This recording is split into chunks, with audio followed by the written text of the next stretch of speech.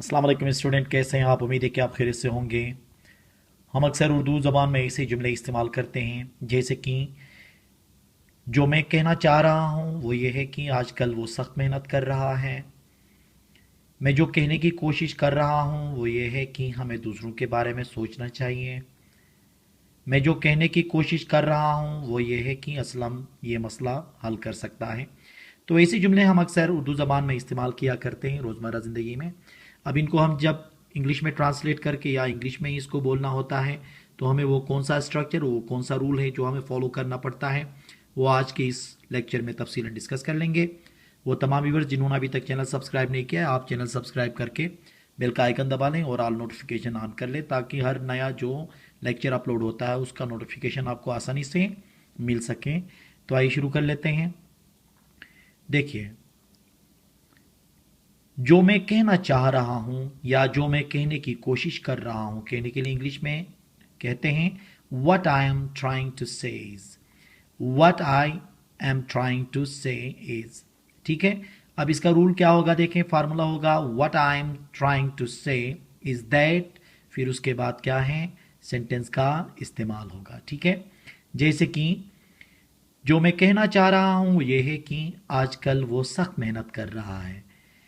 जो मैं कहना चाह रहा हूं वो ये है कि आजकल वो सख्त मेहनत कर रहा है। इसको हम इस तरह से भी कह सकते हैं, मैं ये कहना चाह रहा हूं कि वो आजकल सख्त मेहनत कर रहा है। तो इसके लिए इंग्लिश में क्या बोलेंगे, what I am trying to say is that he is working hard now it is.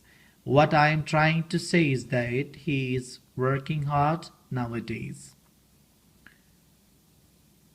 मैं जो कहने की कोशिश कर रहा हूं ये है कि हमें दूसरों के बारे में सोचना चाहिए।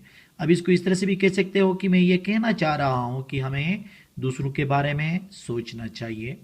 तो इसका ट्रांसलेशन होगा what I am trying to say is that we should think of others. What I am trying to say is that we should think of others. मैं जो कहने की कोशिश कर रहा हूं वो ये है कि वो एक अच्छा उस्ताद है। मैं जो कहने की कोशिश कर रहा हूं वो ये है कि वो एक अच्छा उस्ताद है। What I am trying to say is that he is a good teacher. What I am trying to say is that he is a good teacher. मैं जो कहने की कोशिश कर रहा हूं वो ये है कि असलम ये मसला हल कर सकता है। मैं जो कहने की कोशिश कर रहा हूं वो ये है कि असलम ये मसला हल कर सकता है। What I am trying to say is that Aslam can solve this problem. What I am trying to say is that Aslam can solve this problem. मैं जो कहने की कोशिश कर रहा हूं वो ये है कि उसे अब यहां नहीं रहना चाहिए। मैं जो कहने की कोशिश कर रहा हूं वो ये है कि उसे अब यहां नहीं रहना चाहिए। What I am trying to say is that he should not live here now. What I am trying to say is that he should not live here now. तो मैं जो कहना चाह रहा हूं या मैं जो कहने की कोशिश कर रहा हूं, इन दोनों के लिए हम क्या इस्तेमाल करेंगे, what I am trying to say is, फिर उसके बाद डेट लगा के हम आके जो सेंटेंस, वो किसी भी टेंस का हो सकता है, मॉडल्स भी लग सकते हैं, पॉजिटिव भी लग सकते हैं, या मुख्तलिफ टेंसेस, पास्ट, प्रेजेंट, फ्यूचर, ये सब यहाँ पे हम इस्तेमाल कर सकते हैं।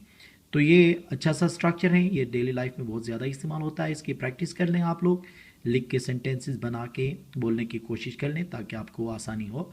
उम्मीद है कि आज का ये लेक्चर आपको पसंद आया होगा। Thank you very much.